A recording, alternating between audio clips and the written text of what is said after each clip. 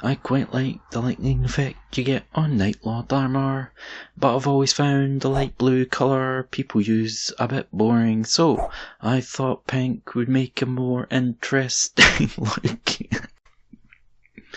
It gives you that pink and blue 80s retrowave aesthetic. And it actually surprisingly works quite well. Okay. Vocal warm-up complete.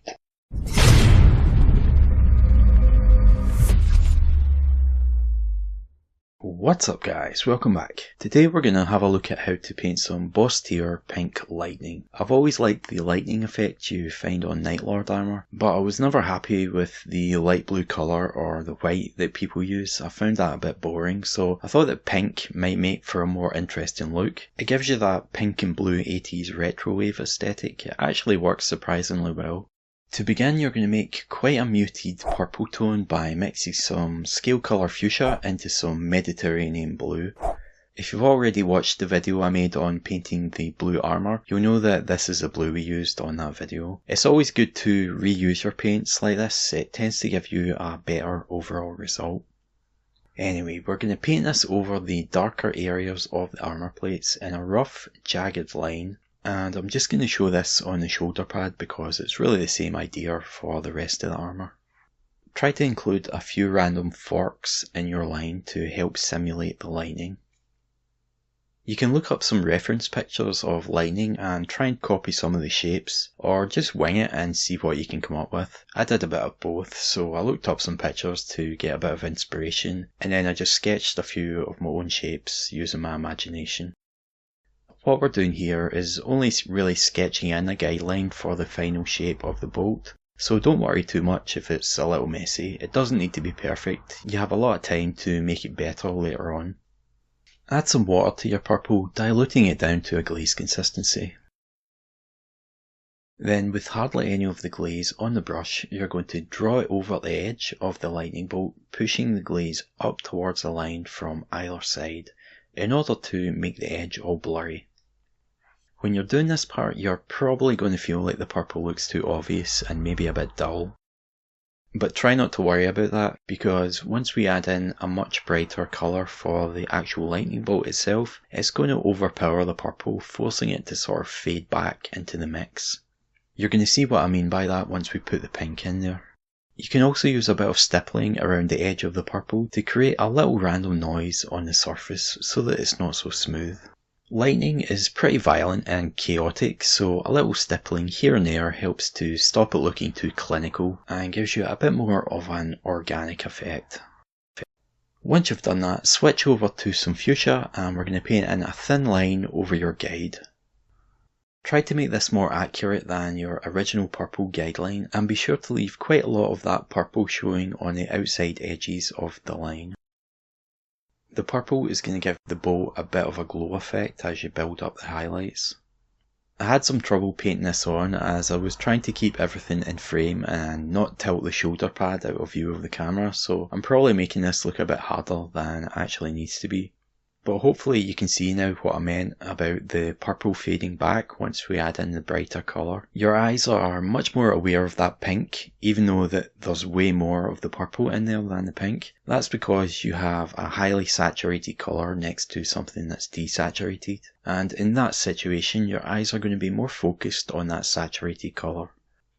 Alright, so we're going to make another glaze, this time with the fuchsia, just by adding some water to it. And we'll use that to glaze over the edges of the lines, much like you did with the original purple guideline, pulling the bristles up and over the edges of the pink line. This is going to really help to sell the glow effect. Because we're going to have quite a nice shift between that dark purple and intense pink, it's going to give us sort of a halo effect around the actual lightning itself. It's also good to apply more of the glaze around the areas where the lightning forks into two. You can create hotspots at these points, so if you give them a bit more of a glow than the other parts of the bolt, that's going to help us to get a better glow effect on those parts of the lightning. Mix some scale colour white sands into your fuchsia to get a light pink colour, and we're going to paint that over the bolt a little thinner than we did the last time. You don't need to use the white sands for this, you can use any white or any off-white that you like. This is just the one I happened to use at the time. When you're painting this on, allow the line to break in a few spots so that you're leaving little gaps in the line. Leaving these gaps in helps to create the illusion that there's movement on the surface of the boat as if it's charged with energy. If we were to make the line solid instead, it would look too static. Here, was that a pun? What? A pun?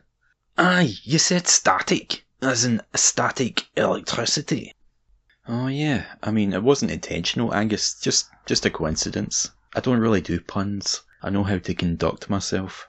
You did it again, you daft bampot. Listen, pal, any more of that and I'll be using your to fill in my with ink and shoot it all over the. Know what I'm saying? I'm watching you.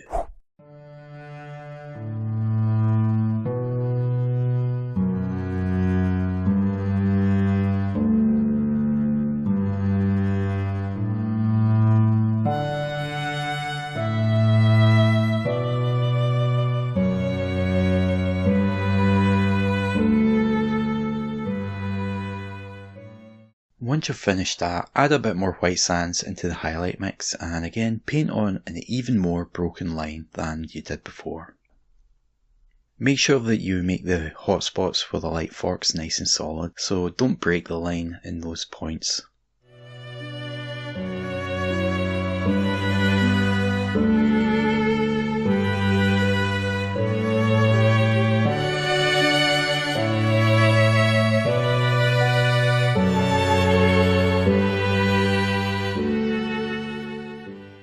The final step is to apply small highlights with the white sands. These are simply applied as little dots, placing them into the small broken highlights from the previous step, and especially into the centre of the two hot spots.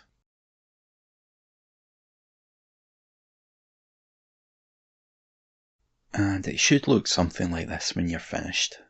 Alright, so just to reiterate, the first step is to sketch in a jagged line with a mix of fuchsia and Mediterranean blue. Then you thin it down to a glaze and apply it around the edges to create a blurring effect. You can also stipple on some dots around the edges if you want to simulate a bit of chaos. After that, a more accurate jagged line is sketched in with the fuchsia. Again, create a glaze with the fuchsia and use it to blur out the edges of the line. Mix some white sands into the fuchsia and paint on a thin line over the top, allowing some gaps to appear in the line. Then you're going to mix some more white sands into the highlight and repeat the line, this time including a lot more gaps. The last step is to apply small highlights with the white sands on its own. Alright guys, so that is how I painted this pink lightning effect. I think it's pretty effective. It may seem like it's a bit long-winded, but actually if you try it out yourself, you'll see that it doesn't take that long to actually do it. It just takes a while to explain how. You could have some fun experimenting with using different colours, maybe try a green or a red lightning and see what you can come up with. A big thanks once again for supporting the channel. I hope you enjoy the videos that are going to be coming soon. Thanks again. Bye for now.